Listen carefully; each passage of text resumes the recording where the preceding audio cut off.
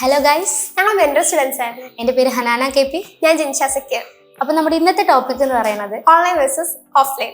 Okay, അപ്പോൾ ജിൻഷ എന്താണ് നിന്റെ ഒരു ഒപ്പീനിയൻ? ഹോണസ്റ്റ്ലി പറയാം, ഞാൻ SSLC കഴിഞ്ഞപ്പോൾ ആദ്യം ഫുൾ ഓൺലൈൻ ആയിട്ട് പോകാനായിരുന്നു വിചാരിച്ചത്.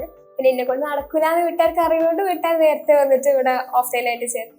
പിന്നെ ട്യൂഷനൊക്കെ പോയി കഴിഞ്ഞപ്പോൾ മനസ്സിലായത് SSLC ഒക്കെ ഭയങ്കര ഈസി ആയിരുന്നു. അതേപോലെ +1 ഒക്കെ ആകുമ്പോൾ കുറച്ച് ചേഞ്ച് ആവുന്നുണ്ട്. പിന്നെ എൻട്രൻസ് പറയണ്ടല്ലോ, അതൊക്കെ വേറെ.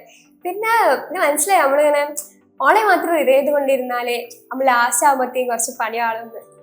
ഈ പറഞ്ഞ പോലെ ഞാനിപ്പോൾ നേരത്തെ ഓഫ്ലൈനിൽ ചേർന്നിട്ടുണ്ടായിരുന്നു. കാരണം എന്നെക്കൊണ്ട് ഈ ഓൺലൈനിൽ എനിക്ക് പറ്റില്ല എന്ന് എനിക്ക് മനസ്സിലായി. കാരണം നമുക്കറിയാം, നമ്മുടെ +1 +2 നമുക്ക് ടോട്ടലി 50-60 ചാപ്റ്റേഴ്സ് ഉണ്ട് കംപ്ലീറ്റ്. അപ്പോൾ ഇത്രയും ചാപ്റ്റേഴ്സ് നമ്മൾ വീഡിയോ കാണുക എന്ന് പറയുന്നത് നടക്കുന്ന കാര്യമല്ല. ഇനിയിപ്പോൾ കണ്ടു കഴിഞ്ഞാൽ തന്നെ നമുക്ക് ആ ഒരു കോൺസെപ്റ്റ് മനസ്സിലായിക്കൊള്ളുന്നില്ല.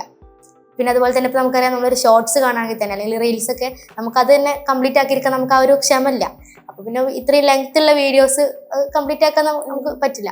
നമ്മൾ പെട്ടെന്ന് ഡിസ്ട്രാക്റ്റഡ് ചെയ്യുമ്പോൾ നമ്മള് ഇപ്പൊ ഒരു നോട്ടിഫിക്കേഷനോ എൻ്റെ വന്നാൽ തന്നെ പെട്ടെന്ന് നമ്മളത് അത് കയറി ആ സോഷ്യൽ മീഡിയ കൂടെ പിന്നെ സ്വയപ്പ് അങ്ങനെ പോകും. സമയം പോലെ നല്ലത് അറിയാലോ, ഇപ്പൊ റീൽസ് വേൾഡ് ആവുന്നില്ലത്. ഓഫ്ലൈൻ ആണെന്നുണ്ടെങ്കിൽ നമുക്ക് ആ ഒരു പ്രോപ്പർ ഗൈഡൻസ് നമുക്ക് കിട്ടും. ഇപ്പോൾ ടീച്ചേഴ്സിൻ്റെ അടുത്ത് നിന്നായാലും മെൻറ്റേഴ്സിൻ്റെ അടുത്ത് നിന്നായാലും ഒക്കെ നമുക്ക് ആ ഒരു ഗൈഡൻസ് കിട്ടും.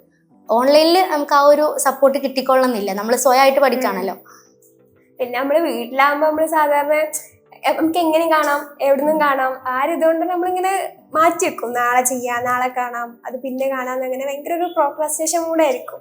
അതായത് നമ്മൾ ആ ഒരു കംഫർട്ട് സോണിലായിരിക്കും. കാരണം അവിടെ നിന്ന് നമ്മൾ കാണുന്ന സമയത്ത് നമുക്ക് തോന്നുന്ന സമയത്തേക്കും നമ്മൾ വീഡിയോ കാണാം. ചിലപ്പോൾ നമ്മൾ പെൻഡിങ് ആയിട്ട് നമുക്ക് കുറേ ചിലപ്പോൾ വീഡിയോസ് ഉണ്ടാവും.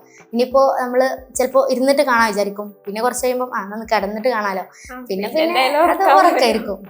പിന്നെന്താ വെച്ചാൽ നമ്മളിപ്പോൾ ഇവിടെ വരുമ്പോൾ ഒന്നുകൂടെ ഇന്ററാക്ടിങ് സെക്ഷൻ ആയിരിക്കും ഓഫ്ലൈൻ എന്ന് പറയുമ്പോൾ. നമുക്ക് ഡൗട്ട്സ് ക്ലിയറൻസ് ചെയ്യാം, അങ്ങനെ കുറെ ഇതുണ്ടല്ലോ. പിന്നെ എല്ലാവരും കൂടെ ഒപ്പം പഠിക്കുക എന്ന് പറയുന്നത് അതൊരു വേറെ സംഭവമാണല്ലോ. പിന്നെ മറ്റുള്ള നമ്മുടെ കൂടെയുള്ള ഓല് കൂടി പഠിക്കണ കാണുമ്പോൾ നമ്മുടെ ഉള്ളിൽ ആ ഒരു സാധനം വരുമല്ലോ. അതിപ്പോൾ ചിലപ്പോൾ ഓൺലൈനിൽ നമുക്ക് കിട്ടിക്കൊള്ളുന്നില്ല. +1 +2 ട്യൂഷന് പോയിട്ടില്ല എന്നുണ്ടെങ്കിൽ എന്തായിരിക്കും അവസ്ഥ? അപ്പൊ പിന്നെ നമ്മൾ കുറച്ച് അനുഭവിക്കേണ്ടി വരും. കാരണം ഇപ്പൊ നമ്മുടെ എക്സാം പാറ്റേൺസ് ഒക്കെ ഭയങ്കര ചേഞ്ച് ആയിട്ട് വരാം. കാരണം അധികവും NCERT ഇൻഡെപ്ത് ആയിട്ടാണ് ക്വസ്റ്റ്യൻ ചോദിക്കുന്നത്. അപ്പോൾ ബേസിക് ലെവൽ ക്ലിയർ ആക്കാന്ന് പറഞ്ഞത് അത്യാവശ്യം വേണ്ട കാര്യമാണ്. അതേപോലെ തന്നെ +1 കോൺസെപ്റ്റ്സ് അത് കുറച്ച് ട്രിക്കിയാണ്. അത് നമ്മള് ആക്കിയാലേ നമുക്ക് ബാക്കി അങ്ങോട്ടില്ല എന്തുണ്ടെങ്കിലും നമുക്ക് ചെയ്യാൻ പറ്റും. ഓൺലൈനിൽ ചിലപ്പോൾ നമുക്ക് ആ ഒരു ബേസ് നമുക്ക് ക്ലിയർ ചെയ്യാൻ പറ്റിക്കൊള്ളുന്നില്ല. ഈ ഓഫ്ലൈനിലാകുമ്പോൾ നമ്മൾ ഡയറക്റ്റ് ആയതുകൊണ്ട് തന്നെ ആ ഒരു ബേസ് നമുക്ക് ക്ലിയർ ചെയ്യാൻ ഒന്നുകൂടി ഈസിയാണ്. പിന്നെ ബേസിക് ലെവൽ ക്ലിയർ ആക്കിയാൽ നമുക്ക് അതിന്റെ മേലെ എന്തെങ്കിലുമൊക്കെ നമുക്കൊന്ന് എടുക്കാൻ പറ്റുള്ളൂ. പിന്നെ അധികവും ഇപ്പൊ 10th ഫുൾ A+, 9A+ കിട്ടിയ ആൾക്കാരൊക്കെ +1 സയൻസ് എടുക്കാൻ വരും. ഇവരുടെ മൈൻഡിൽ ഇവര് എൻട്രൻസിന് പോകണം എന്നുള്ളൊരു ലക്ഷ്യം ഉണ്ടാവും. ഇപ്പൊ എൻട്രൻസിനൊക്കെ പോകുന്നുണ്ടെങ്കിൽ നമ്മുടെ ബേസിക്സ് അത് മസ്റ്റായിട്ടും ക്ലിയർ ആയിരിക്കണം.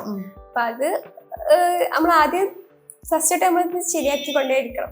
അപ്പോൾ ഇനിയിപ്പോൾ +1 +2 കഴിഞ്ഞ് നല്ല കോളേജുകളിലൊക്കെ അഡ്മിഷൻ കിട്ടണം എന്ന് ആഗ്രഹിക്കുന്നവർ എന്ത് ചെയ്യുക? അപ്പോൾ 10th കഴിഞ്ഞതിന് ശേഷം +1 നല്ലൊരു എൻട്രൻസോട് കൂടിയുള്ള കോച്ചിങ് സെന്ററിലൊക്കെ നിങ്ങൾ ജോയിൻ ചെയ്യുക. അതുപോലെ തന്നെ നേരത്തെ തന്നെ നിങ്ങൾ പ്രിപ്പറേഷൻസും കാര്യങ്ങളൊക്കെ തുടങ്ങി കഴിഞ്ഞാൽ നമ്മൾ ഉദ്ദേശിക്കുന്ന ആ ഒരു ഡ്രീമിലോട്ട് നമുക്ക് എത്താൻ പറ്റും. So all the very best.